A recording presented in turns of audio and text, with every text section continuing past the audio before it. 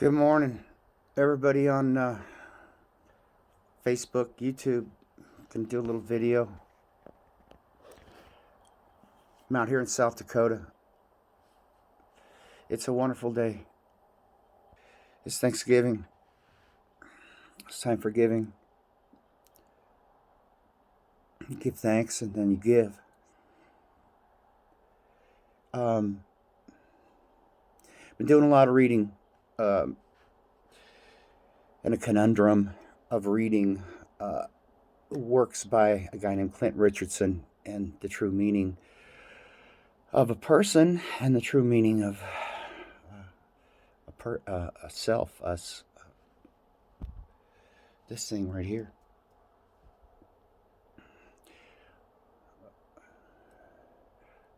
Persons are fictions. They're on paper. They can't give anything and they can't take anything. They're just on paper. They don't really exist. Now, I think our world has sort of changed us in maybe 60, 70 years, but with the advent of the television set and the cartoon. And before that, I think it was the moving pictures. And before that, maybe it was books. Okay. And it's very fascinating that books are made from words, and words are spelling. So a word exacts a metaphor within the individual. If I say to you, dog, you're going to think about your pet, and maybe not the rest of the dogs out here in the res out here in South Dakota. And those dogs are real, and your pet is real, but it's not the word, right? Take a look out here. It's not the word. It's not the word at all. Real is not words. And I think maybe once this photograph and translates through this phone and you see it at your location on this phone, I'm wondering what's real there. And that right there is that's the rub. That's the rub. That's the rub with life.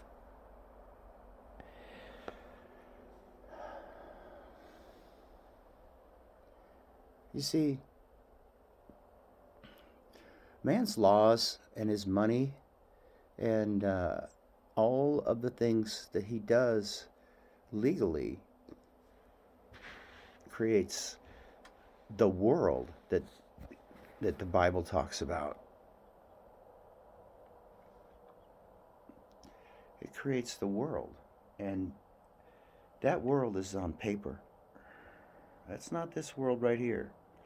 And the world you're seeing as you view this right here is your world and your experience and your reality. So they argue reality. They do. They argue reality, and they put a spell on you and me with words. My name, Gregory, Blaine Anderson, right? Spelled in all caps. Versus the silence that you hear right now. You're experiencing the silence. You might not be. You might be experiencing a bunch of noise in a city or wherever, but your experience is silent. It's wordless. It's mute. And here it is right there. It's like God is self-existent. It doesn't need any proof. Whereas in the legal way, facts are necessary to build a legal case.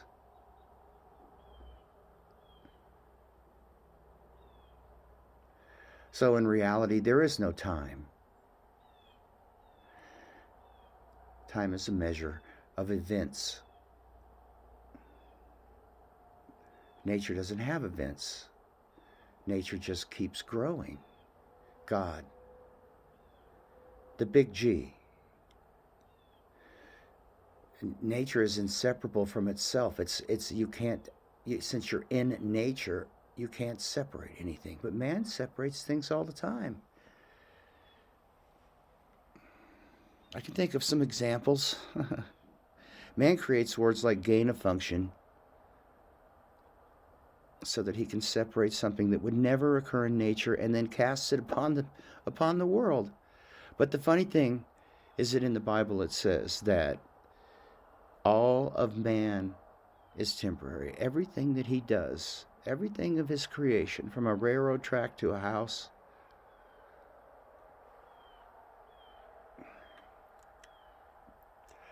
you know, take a look at that over there. If you took a real good look at it, if you were at my vantage point, you'd see a new roof on it, but you see the building is falling in, you know.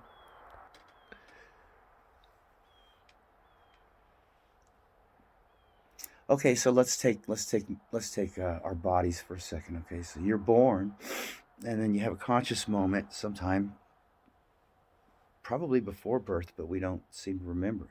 But now I'm 61.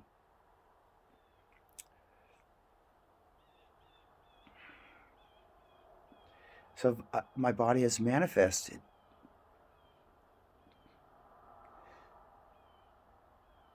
You know,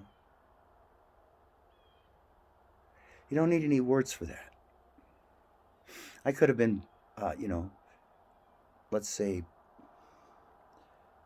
I could have been born in someplace, I don't know, that doesn't send kids to the school systems that we have today that are, you know, propaganda factories for the state, right? The state itself is an S state, and we live in the S state. So the state is surrounding us. Its justification is with God, with the idea of God. Once they put the idea of God on paper, then they can take over the world, which is the anti God, as Clint Richardson so eloquently argues.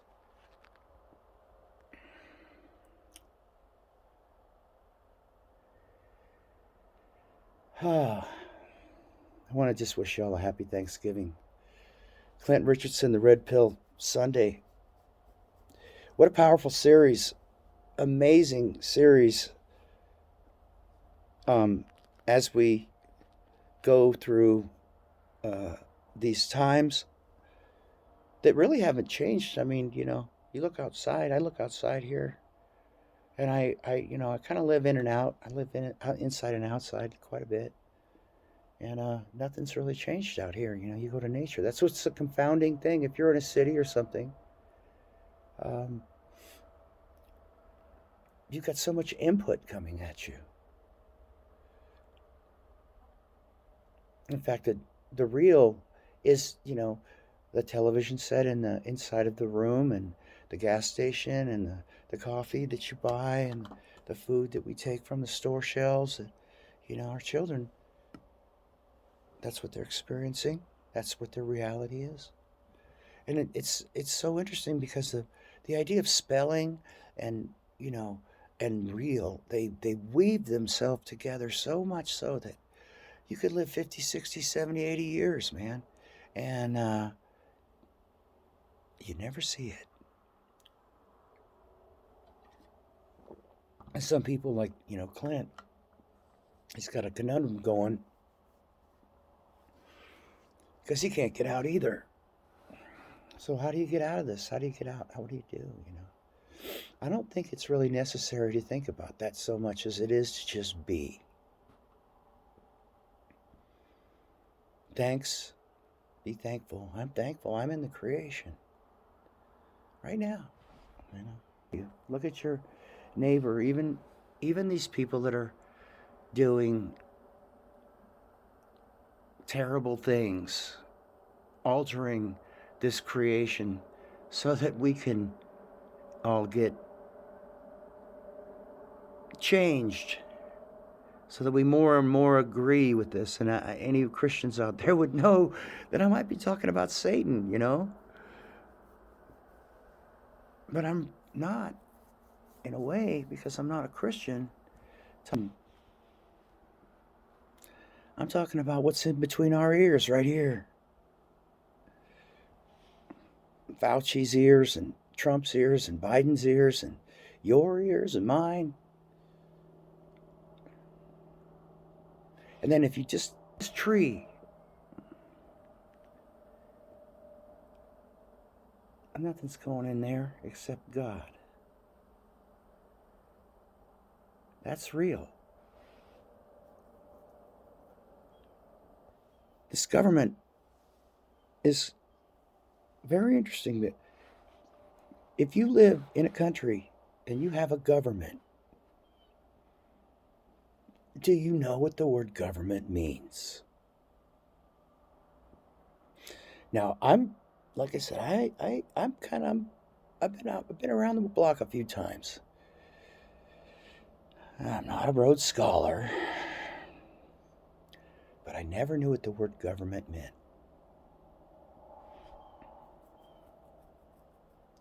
Government means govern and mente. Look it up. And for those who can't wait to look it up, if you are the governess of your niece, that means that you control the actions of your infant niece. So govern means control. And mente, well, that means mind. It literally means mind. So mind control is what government means. Okay, contrast that with a baby that is born into the world and has free agency to experience the world without any control. Contrast that with this tree that I just looked at right here. If you don't want to use a human being, how about the grass? Now wait, now the snow's going to come and hit that grass, and the cold weather's already come and hit that tree, and there's no more leaves, they're all on the ground. And that grass is probably going to go and do something that man can't figure out, but it's going to dormantize itself into the ground. It's going to come up in another 120 days, and it's going to be green again. In fact, it's going to grow. We're going to have to cut it. There's no control. God doesn't control us. God, we are God. We live in God. We are an organic oneness with God. Think about it. You contrast that with government. Mind control. Contrast that with, everything that you know that they've been telling you. Now, if an animal, a deer or anything out there, doesn't get itself ready for winter, then it just dies. But it normally knows what to do. Trees know what to do, and grass knows they know what to do. But human beings have been taught to be slaves, to be dependent. Okay, so, civilized people and pagans, right? What does a pagan mean? A pagan is just a person that's from the country. And civi means city. So they use these words to change our interior metaphors.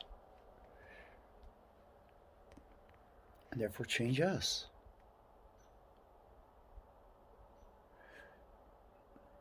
But you can't be changed because you have a spirit within you. The spirit resides within you. Take all the drugs that you want, you're still going to be alive. You can go to church all you want. You can climb all the mountains you want, go down all the rivers. You're still going to be alive. You're still going to be here until you're not. And then when you're not, that's the end of the agency. Now, Here's something that's very important for those who are still on watching this.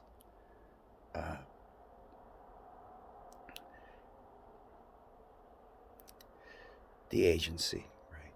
What is agency? Okay, so there was a court case that Richardson talks about where this guy shows up. He was in the Philippines for 20 years. He had a wife, and the wife divorced him, but wanted to divorce him. Wanted to get all of his Social Security benefits. Okay, the guy was going through a divorce. He didn't want to deal with it. Blah. He leaves the country.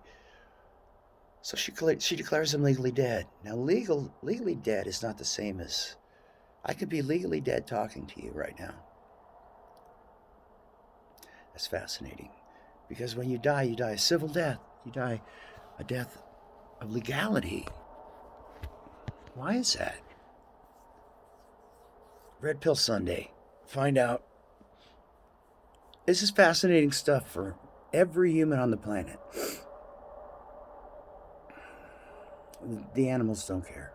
The trees don't give shit because they're in God. So you got to ask yourself the question.